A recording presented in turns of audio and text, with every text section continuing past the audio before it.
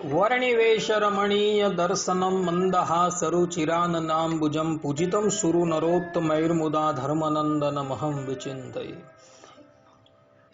असतो मा षड्गमय तमसो मा ज्योतिर्गमय मृत्युर्मा अमृतं गमय। ओम शांति शांति शांति। भक्तों, वैशाख सुद तृतीया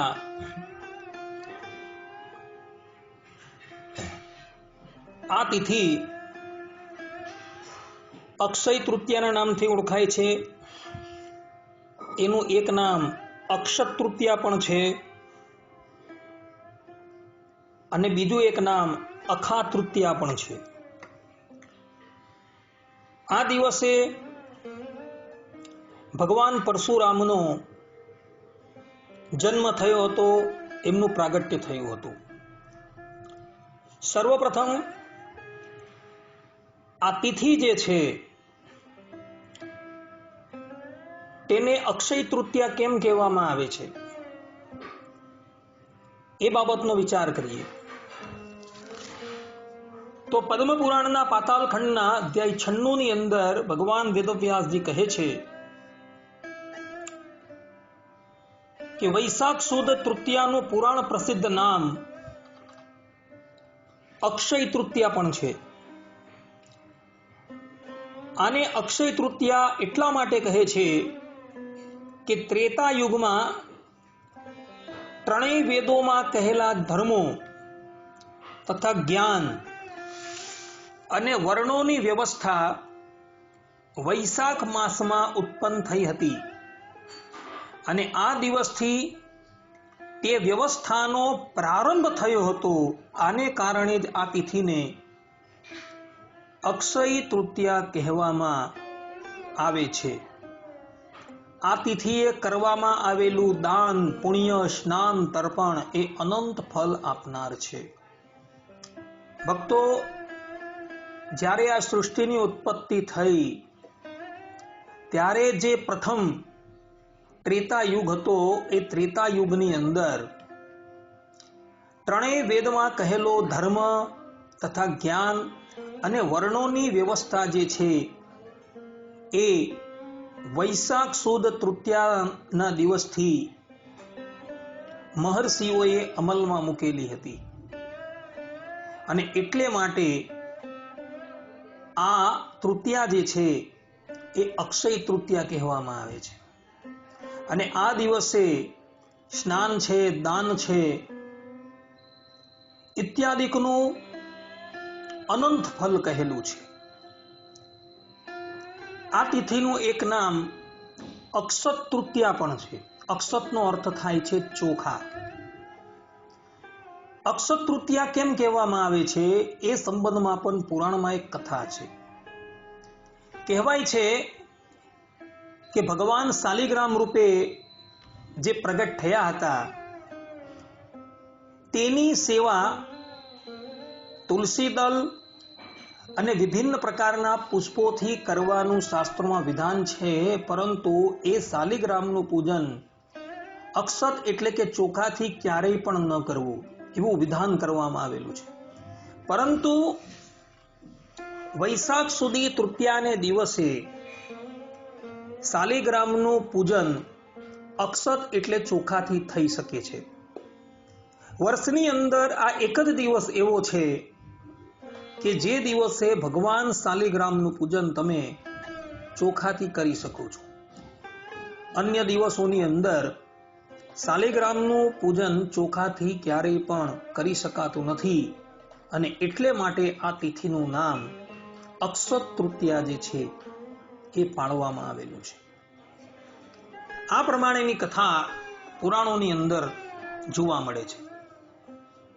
भगवान स्वामीनारायण सत्संगी जीवनना चतुर्थ प्रकरणना 48 अध्यायना 44 અને 45 श्लोकनी अंदर पोताना आश्रितोने आ दिवसथी करवानो विधि समजावता कहे छे कि आ अक्षत तृतीयाए मध्याह्न समये वासुदेवने परशुराम रूपे भावना करीने महापूजा विधान थी તેમનું પૂજન કરવું. કારણ કે આ દિવસે સાક્ષાત પરશુરામ ભગવાન જે છે એ પોતે ધરાતલની ઉપર ભૃગુવંશની અંદર પ્રગટ થયા હતા. એટલે ભગવાન સ્વામિનારાયણ મધ્યાહન સમયે ભગવાન શ્રી કૃષ્ણનું જે સ્વરૂપ હોય તેની અંદર જ પરશુરામની ભાવના કરી એમની પૂજા કરવાની વાત કહે છે. તે પછી ભોજન કરવાનું છે. અર્થાત કે એ દિવસે ઇતર જયંતીઓની જેમ ઉપવાસ નથી કરવાનું, અથવા વૈભવ હોય તો યથાશક્તિ સુવર્ણની કે રજતની જટા મંડળને ધારી રહેલા, પરશુ હાથમાં ધારી રહેલા, રોષાતી સહીને લીધે ફાડેલા લોચનવાળા દ્વિજભુજ પરશુરામ કરાવીને મંડપમાં સર્વતોભદ્ર મંડળમાં સ્થાપીને યથાવિધિ યથાલબ્ધ ઉપચાર વડે તેની પૂજા કરવી. નૈવેદ્યમાં પરશુરામ ભગવાનને લાડુનો ભોગ નિવેદન કરવો. પરશુરામ પ્રાદુર્ભાવોત્સવ કથાને તે દિવસે કરાવડાવવી અને પછી મધ્યાહન સમયે ભોજન કરવું અને પરશુરામજીના જન્મ સંબંધી કીર્તનો જે છે એ પણ ગાવા. આ પ્રમાણે ભગવાન સ્વામિનારાયણે પોતાના તમામ આશ્રિતોને આજ્ઞા કરી છે. ભગવાન સ્વામિનારાયણ અગાડી કહે છે કે આ દિવસને આરંભીને સ્નાન યાત્રાનો ઉત્સવ જ્યાં સુધી ન આવે, અર્થાત કે આ દિવસને આરંભી સ્નાન યાત્રોત્સવ પર્યંત, એટલે કે વૈશાખ સુદ તૃતીયાને આરંભ કરી જેઠ સુદ પૂર્ણિમા પર્યંત પ્રતિદિન ચંદનના અનુલેપનથી સુગંધિત વસ્ત્રો અને શ્વેત વસ્ત્રો ભગવાનને ધરાવે. નવીન રમણીય વિરણમય વિંઝણા વડે પ્રતિદિન કાળે કાળે ભક્તિથી પોતાના ઈષ્ટદેવ ભગવાનને પવન નાખે. નૈવેદ્યમાં નિત્ય કેરીનો રસ સાકર સહિત સમર્પે. આટલો વિશેષ જાણો. અર્થાત ભગવાન સ્વામિનારાયણ કહે છે કે વૈશાખ સુદ તૃતીયા, અક્ષય તૃતીયાને આરંભી જેઠ સુદ પૂર્ણિમા પર્યંત 1.5 મહિનો ભગવાન વાસુદેવના શ્રી અંગની ઉપર ચંદનનો લેપ લગાડવો અને એમને શ્વેત વસ્ત્ર અર્પણ કરવા તથા નિત્ય ભગવાનની સન્મુખ પવન નાખવો. આ ઉપરાંત મંદિરોની અંદર ફુવારાઓ જે છે એ પણ ચાલુ કરવા અને નૈવેદ્યની અંદર ભગવાનને નિત્ય કેરીનો રસ જે છે એ અર્પણ કરવો. કેરીનો રસ જે છે એ શીતળતા પ્રદાન કરે છે અને આ ચંદનનો લેપ જે છે તથા શ્વેત વસ્ત્રો જે છે એ ભગવાન શ્રી હરિના શ્રી અંગની અંદર શીતળતા પ્રદાન કરતા હોવાથી આ દિવસથી શ્વેત વસ્ત્ર અને ચંદનનો લેપ લગાડવાનું વિધાન કરવામાં આવેલું છે. કારણ કે ગ્રીષ્મ ઋતુની શરૂઆત આ દિવસથી થાય છે. કોઈને સંશય થાય કે ભાઈ આ ચંદનનો લેપ લગાડવાનું વિધાન કયા શાસ્ત્રની અંદર કહ્યું છે, તો આ વાત ભક્તો પદ્મ પુરાણની અંદર ક્રિયાયોગ ખંડ અધ્યાય 13 ની અંદર કહેલી છે. ત્યાં ભગવાન કૃષ્ણ દ્વૈપાયન કહે છે કે ગ્રીષ્મ ઋતુમાં ભગવાન શ્રી હરિને મયુરના વિંજણાથી પવન નાખવાથી સર્વ અભિષ્ટ ફલ તરત જ પ્રાપ્ત થાય છે. તાડના પંખાથી પવન નાખવાથી કે પવિત્ર રેશમી વસ્ત્રથી જે ગ્રીષ્મ ઋતુમાં વિષ્ણુને પવન નાખે છે તે મનુષ્યો સ્વર્ગમાં જાય છે, એટલે કે ભગવાનના ધામમાં જાય છે. વળી જેઓ ભગવાનના શરીરે સુગંધી દ્રવ્યોથી લેપન કરે છે તેમજ શ્રી હરિને ચંદન ચર્ચે છે તે નિસંશય મુક્ત થઈ જાય છે. આ પ્રમાણે ભગવાન કૃષ્ણ દ્વૈપાયન કહે છે કે વૈશાખ સુદ તૃતીયાથી કે જેઠ સુદ પૂર્ણિમા પર્યંત ભગવાન શ્રી હરિના શરીરની ઉપર સુગંધિત દ્રવ્યો તથા ચંદન લગાડે છે તથા ભગવાનની સન્મુખ જે પણ કોઈક વ્યક્તિ એઓને શીતળતા પ્રદાન થાય એટલે માટે પંખો નાખે છે, તે વ્યક્તિ પોતાનો દેહ ત્યાગ કર્યા બાદ ભગવાનના ધામની અંદર જાય છે. આ પ્રમાણે પદ્મ પુરાણની અંદર આ વાત લખેલી છે.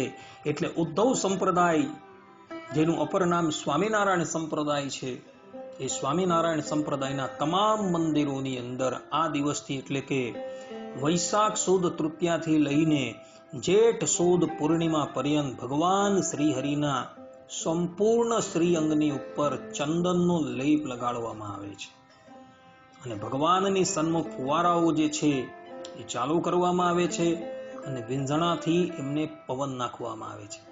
અત્યારે તો એસીનો જમાનો આવી ગયો છે એટલે ભગવાનને માટે એસી ચાલુ કરવામાં આવે છે. ભક્તો, આ દિવસ પરશુરામ ભગવાનના પ્રાગટ્યનો દિવસ છે.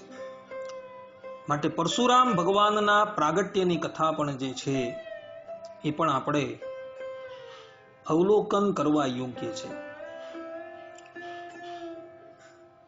તો પરશુરામ ભગવાનના પ્રાગટ્યની કથા બ્રહ્માંડ પુરાણની અંદર, શ્રીમદ ભાગવતની અંદર અને મહાભારતની અંદર વિસ્તારથી આપવામાં આવેલી છે. ભૃગુવંશની અંદર રુચિક નામે તપસ્વી એક મંત્ર દ્રષ્ટા ઋષિ હતા. તેમણે ગાંધી રાજાની દીકરી સત્યવતી સાથે લગ્ન કર્યા. તે રુચિકના દીકરા જમદગ્નિ, તે પણ પિતાની સમાન તપસ્વી, ક્ષમાશીલ, શાંત સ્વભાવના હતા અને તેઓના લગ્ન જે છે એ રેણુકાની સાથે થયા હતા. એ રેણુકા થકી જમદગ્નિ મુનિને વસુમાન, વસુસેન, વસુ, વિશ્વાવસુ અને રામ, આ 5 પુત્રો થયા હતા. તેમાં રામ સર્વથી નાના હતા.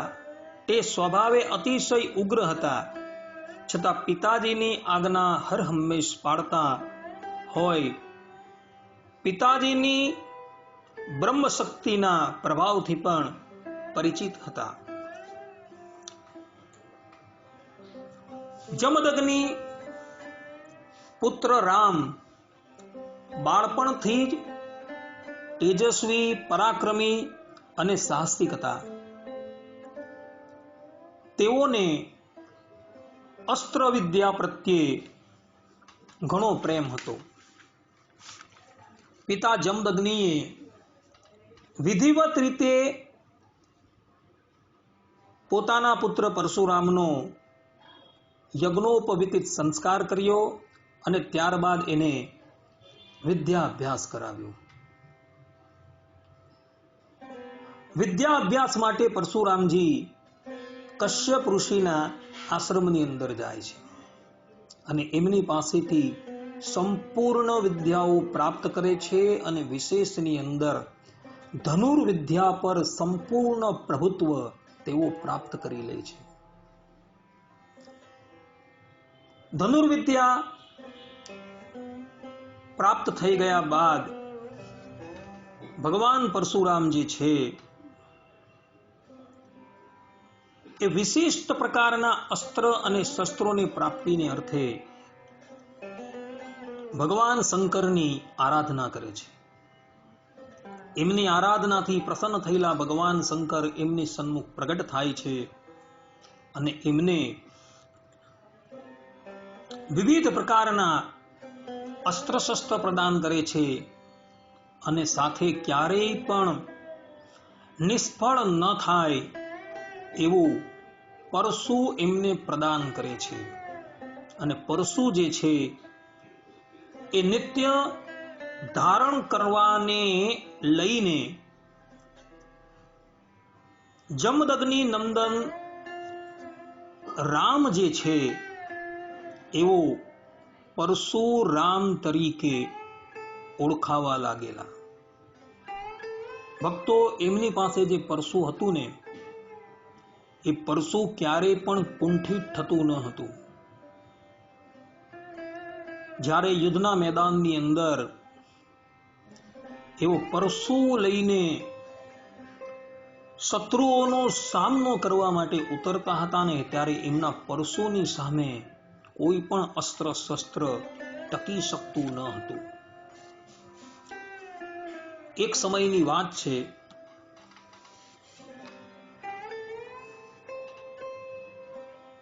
ભગવાન પરશુરામના માતૃશ્રી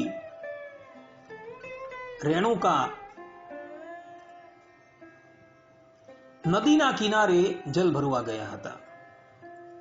તે સમયે ચિત્રરથ નામનો ગંધર્વ અપ્સરાઓની સાથે નદીમાં વિહાર કરતો હતો.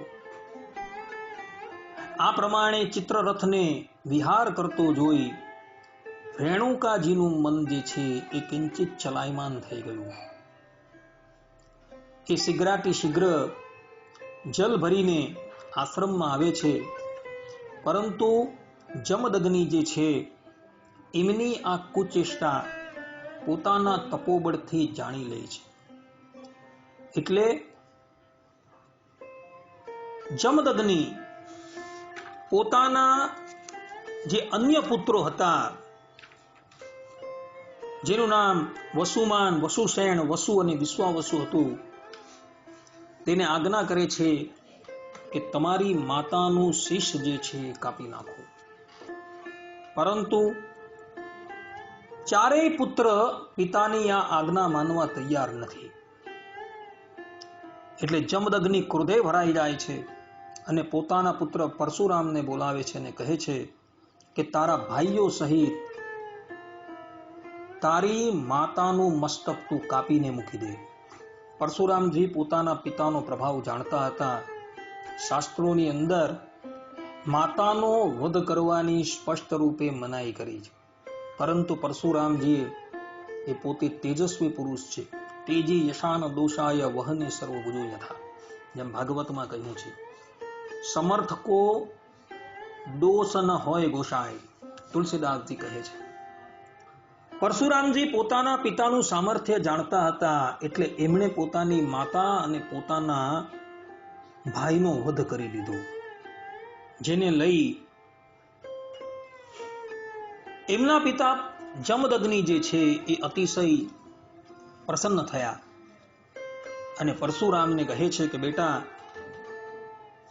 તારી જે ઈચ્છા હોય તે વરદાન માંગ.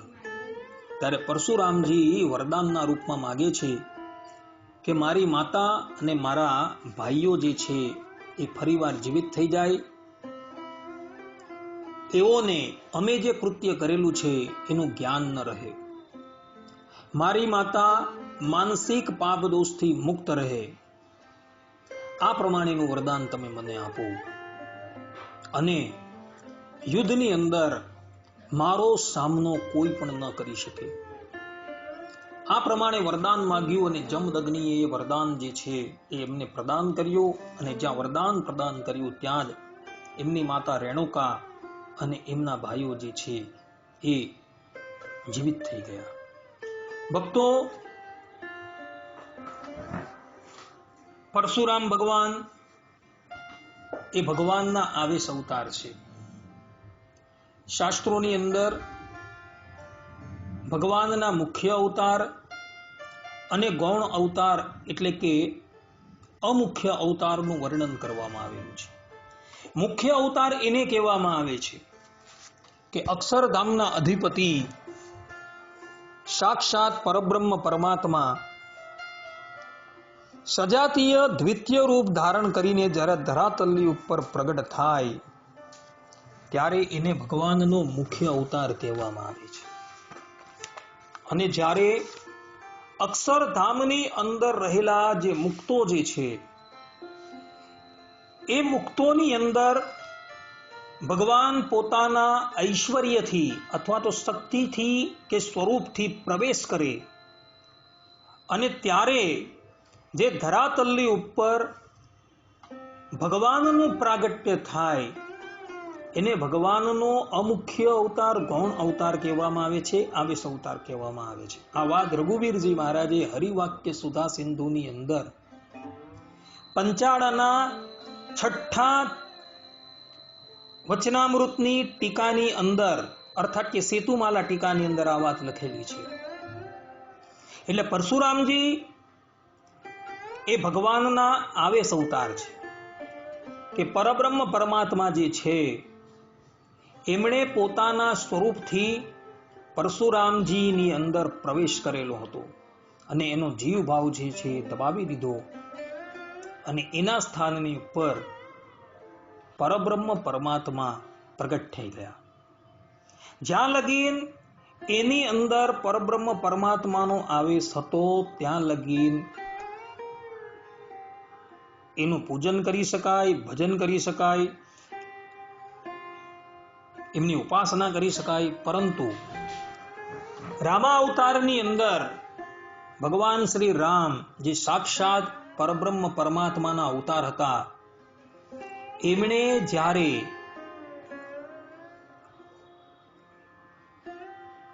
પરશુરામજીની અંદર રહેલો પોતાનો આવેશ, પોતાનું વૈષ્ણવી તેજ જ્યારે ખેંચી લીધું ત્યારે પરશુરામજી પુનઃ સામાન્ય મનુષ્ય થઈ ગયા હતા. એટલે અત્યારે જે પરશુરામ ભગવાન બિરાજમાન છે એમના સ્વરૂપનું ધ્યાન ન કરી શકાય.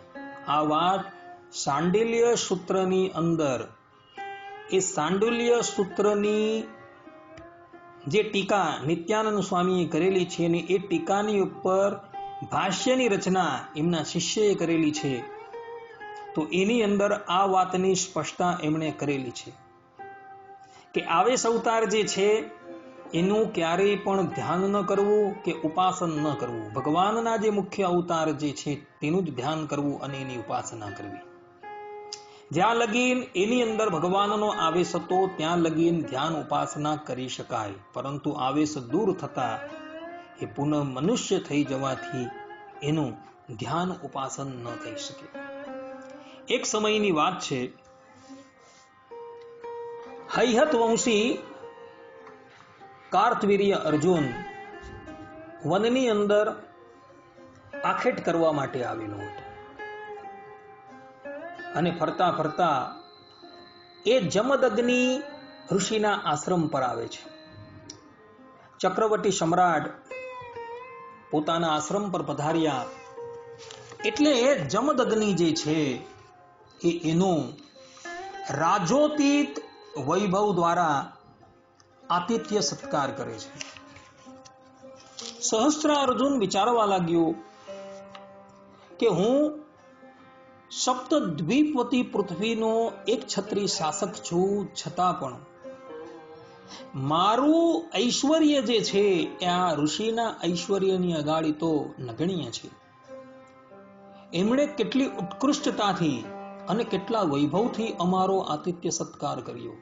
પોતાના સૈનિકોને આ બાબતની અંદર એણે તપાસ કરવા મોકલ્યા તો સૈનિકોએ આવીને કહ્યું કે રાજન, ઋષિની પાસે એક કામધેનુ ગાય છે. એ ગાયના પ્રતાપથી એ આટલું વૈભવી આતિથ્ય સત્કાર કરવામાં સમર્થ થયા છે. ઉદ્ધત એવા સહસ્ત્રાર્જુને પોતાના સૈનિકોને આજ્ઞા કરી કે તમે એ ગાય જે છે એ લઈને આપણા રાજ્યમાં ચાલ્યા જાઓ. આજ્ઞા થતા સૈનિકો જે છે એ બળજબરી પૂર્વક કામધેનુ ગાયને પોતાની નગરી મહેશ્મતી નગરીની અંદર લઈ જવા લાગ્યા. જમદગ્નિએ ઘણું કીધું કે ભાઈ આ અમારી હોમધેનુ છે, આના દ્વારા અમારી આજીવિકા ચાલે છે, પરંતુ પેલા સૈનિકો અને સહસ્ત્રબાહુ અર્જુન જે છે એ વાત માનવા તૈયાર જ ન થયું. આ તરફ થોડા સમયની અંદર પરશુરામજી આશ્રમમાં આવે છે અને એમને સહસ્રા અર્જુનની બધી કુચેષ્ટાઓ જે છે એ ખબર પડે છે. એટલે એ પોતાના અસ્ત્ર શસ્ત્ર સજ્જ કરીને સહસ્રા અર્જુનનો વધ કરવા માટે એની પછાડી જાય છે. અને થોડે દૂર જતા જ એ સહસ્રા અર્જુન અને એના સૈન્યને પકડી લે છે. સહસ્રા અર્જુને પ્રથમ તો પોતાના સૈનિકોને મોકલ્યા, 23 અક્ષોહિણી સેના મોકલી, પરંતુ પરશુરામજીએ 23 અક્ષોહિણી સેનાને પોતાના પરશુથી કાપીને ચૂર ચૂર કરી નાખી. ત્યારબાદ સહસ્રા અર્જુન પોતાની 1000 ભુજાની અંદર ધનુષ બાણ ધારણ કરીને પરશુરામજીનો સામનો કરવા માટે આવે છે. પરંતુ પરશુરામજી એના 1000 હાથો જે છે પોતાના પરશુથી કાપી નાખે છે અને એનું મસ્તક પણ ધડથી અલગ કરી દે છે અને કામધેનુ ગાયને પુનઃ પોતાના આશ્રમની અંદર લાવે છે અને પોતાના પિતાને અર્પણ કરે છે. જમદગ્નિ પરશુરામજીનું આ કૃત્ય જોઈને અતિશય ખિન્ન મનવાળા થઈ જાય છે અને કહે છે કે આપણે બ્રાહ્મણ છીએ અને બ્રાહ્મણનો ધર્મ જે છે ક્ષમા છે. માટે બેટા, એક ચક્રવર્તી સમ્રાટને તે મોટને ઘાટ ઉતારેલો છે, માટે એનું પાપ તને લાગેલું છે. માટે પાપના પ્રાયશ્ચિત માટે તું ભારત વર્ષની તીર્થયાત્રા કર. પરશુરામજી પોતાના પિતાની આજ્ઞા શિરોધાર્ય કરીને 1 વર્ષની અંદર સંપૂર્ણ ભારત વર્ષના જેટલા પણ પ્રધાન તીર્થો હોય છે બધાની તીર્થયાત્રા કરીને પુનઃ પોતાના ઘરે આવે છે. હવે આ બાજુ સહસ્રા અર્જુનનો વધ થઈ ગયો એટલે એના પિતા એના જે પુત્રો જે હતા ને એ પુત્રો અતિશય કષ્ટ પામેલા અને એ લોકો હંમેશા લાગ જોતા હતા કે પરશુરામ ક્યારે આશ્રમની બહાર જાય છે અને આપણે બધા ભેગા મળીને આ જમદગ્નિ નો વધ કરી દઈએ. એક સમયની વાત છે, પરશુરામજી કોઈ કાર્ય પ્રસંગે આશ્રમની બહાર ગયા હતા અને એ તકનો લાભ ઉઠાવી આ સહસ્રા અર્જુનના 10,000 બાળકો આશ્રમ પર આવે છે, આશ્રમ પર હુમલો કરે છે અને એઓ જમદગ્નિ ઋષિના મસ્તકને કાપીને પોતાની નગરીમાં ચાલ્યા જાય છે. મસ્તક પણ સાથે લઈ જાય. તે વખતે રેણુકા એટલે કે પરશુરામજીના માતૃશ્રીએ 21 વખત છાતી પીટીને પરશુરામજીને પોકાર કરી હતી કે બેટા રામ, બેટા રામ. 21 વખત છાતી પીટેલી એમણે. પોતાની માતાનો પુકાર સાંભળી પરશુરામજી દોડતા ને દોડતા આશ્રમમાં આવે છે ને આવીને જુએ છે તો પોતાના પિતાજી છે મૃત અવસ્થાની અંદર પડેલા છે. પરશુરામજી પોતાના અસ્ત્ર શસ્ત્ર ધારણ કરે છે અને મહિષ્મતી નગરીની ઉપર હુમલો કરે છે. સહસ્રા અર્જુનના 10,000 બાળકો જે છે તેમાંથી 4 બાળકો પલાયન થઈ જાય છે. બાકીના બધા જ બાળકો જે છે એના શીશ જે છે એ કાપી નાખે છે અને નગરની વચ્ચે એના શીશનો ઢગલો કરે છે અને પોતાના પિતા જમદગ્નિનું મસ્તક ત્યાંથી લાવી પુનઃ આશ્રમમાં આવે છે અને એ જમદગ્નિના ધડની ઉપર એ મસ્તક મૂકે છે અને પોતાની શક્તિથી પોતાના પિતાને સજીવન કરે છે અને એમને સપ્તર્ષિઓની અંદર સ્થાન આપે છે. અને ત્યારબાદ પરશુરામજી પોતે વિચાર કરે છે કે અત્યારના ક્ષત્રિયો જે છે એ બ્રાહ્મણોનો બહુ દ્રોહ કરનાર છે, માટે એક ક્ષત્રિયો જે બ્રાહ્મણોનો દ્રોહ કરનારા છે બધાને હું મોતને ઘાટ ઉતારી દઈશ. પોતાની માતા રેણુકાએ 21 વખત છાતી પીટેલી હતી એને લક્ષ્ય કરીને 21 વખત પરશુરામજી આ ધરાતલની ઉપર બ્રાહ્મણોનો દ્રોહ કરનારા જેટલા પણ ક્ષત્રિયો હતા એ બધાને મોતને ઘાટ ઉતારી દે છે. શ્રીમદ નારાયણ આજે અતિશય ક્રૂર થઈ ગયા છે. એનું કારણ છે કે પોતાની પ્રિય એવા પોતાના ભક્ત બ્રાહ્મણોનો આ ક્ષત્રિયો જે છે દ્રોહ કરતા હતા અને એને લઈને સાક્ષાત કરુણાની મૂર્તિ, દયાની મૂર્તિ ભગવાન શ્રીમદ નારાયણ આજે કઠોર થઈ ગયા છે. 21 વખત સંપૂર્ણ ધરાતલને એમણે નિક્ષત્રિય કરી દીધો અને કુરુક્ષેત્રની અંદર એણે શમન પંચક નામનું એક તીર્થ છે, ત્યાં 9 લોહીના તળાવ બનાવી દીધેલા હતા અને ભારત વર્ષની પ્રજાને આજ્ઞા કરી કે જે પણ કોઈક વ્યક્તિ આ લોહીના તળાવની અંદર ડૂબકી મારશે ને એને સીધું ભગવાનના ધામની અંદર મોકલી દેવા. જે લોકોએ ભગવાન પરશુરામની વાતને સત્ય માની અને એ તળાવની અંદર એમણે ડૂબકી મારી, એ લોકો દિવ્ય રૂપ ધારણ કરીને ભગવાનના ધામમાં જતા રહ્યા. પરશુરામજી આજે પણ આ ધરાતલની ઉપર ચિરંજીવીઓના રૂપની અંદર મહેન્દ્ર પર્વતની ઉપર અધ્યાપી બિરાજમાન છે. આજે પણ મહેન્દ્ર પર્વતની ઉપર અપ્સરાઓ અને ગંધર્વો એમના ગુણોનું ગાન કરતા રહે છે. ભગવાન શ્રી રામે એમની અંદર રહેલું પોતાનું વૈષ્ણવી તેજ જ્યારે ભગવાન શ્રી રામ લગ્ન કરીને માતા જાનકી સાથે લગ્ન કરીને અયોધ્યા આવતા હતા અને માર્ગની અંદર જ્યારે પરશુરામજી મળે છે અને એમની સાથે એમનું વાગયુદ્ધ થાય છે ત્યારે સંકલ્પ કરતા એમની અંદર રહેલું જે વૈષ્ણવી તેજ હતું એ ભગવાન શ્રી રામની અંદર લીન થઈ ગયું હતું. એટલે પરશુરામજી ભગવાનના આવેશ અવતાર છે. 10 મુખ્ય ભગવાનના જે અવતારો જે છે તેની અંદર પરશુરામજીની ગણતરી થયેલી છે. ભક્તો, શાસ્ત્રોની અંદર પરશુરામજીની સર્વ અવતારોના અવતારી અને સર્વ કારણોના કારણ તરીકે પણ સ્તુતિ થયેલી છે. બ્રહ્માંડ પુરાણની અંદર આ ઉપરાંત ભાગવત 9:15-14 ની અંદર પરશુરામ ભગવાનને સર્વોપરી કહ્યા છે. લોયાના 13મા વચનામૃતની અંદર ભગવાન સ્વામિનારાયણ કહે છે કે નારાયણ પોતાના ઐશ્વર્ય કરીને સર્વોપરી વર્તે છે. પરશુરામજી એ પોતે શ્રીમદ નારાયણનો આવેશ અવતાર છે અને એની અંદર ભગવાનનું પૂર્ણ ઐશ્વર્ય હતું એટલે એના ઐશ્વર્ય કરીને પણ એ સર્વોપરી છે.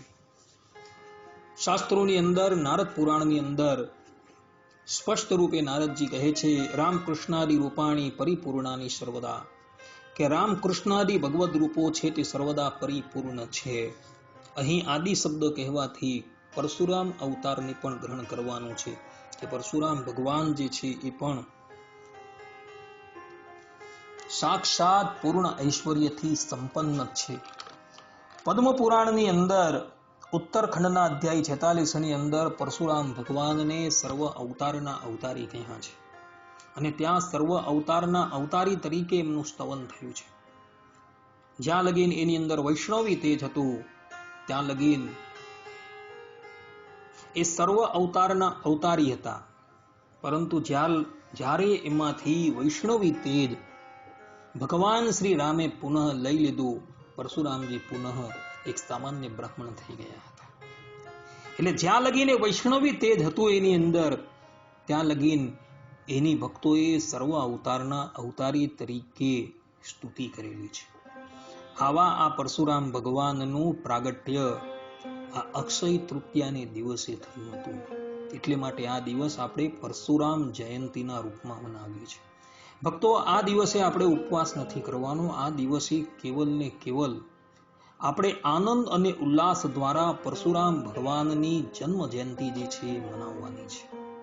માટે આ દિવસે શાસ્ત્રોની અંદર જે પ્રમાણે કહ્યું તે પ્રમાણે ભગવાનને વસ્ત્ર સમર્પિત કરજો અને નવીન ભોગો જે છે એ ભગવાનને સમર્પિત કરજો તો ભગવાન શ્રી હરિ તમારા પર રાજી રહેશે. આટલું કહીને હું મારા પ્રવચનને વિરામ આપું છું. સર્વે સંતુ નિરામયઃ, સર્વે સુખિનો ભવંતુ, સર્વે ભદ્રાણી પશ્યંતુ, મા કશ્ચિત દુઃખ ભાગ ભવેત. અસ્તુ. જય સ્વામિનારાયણ.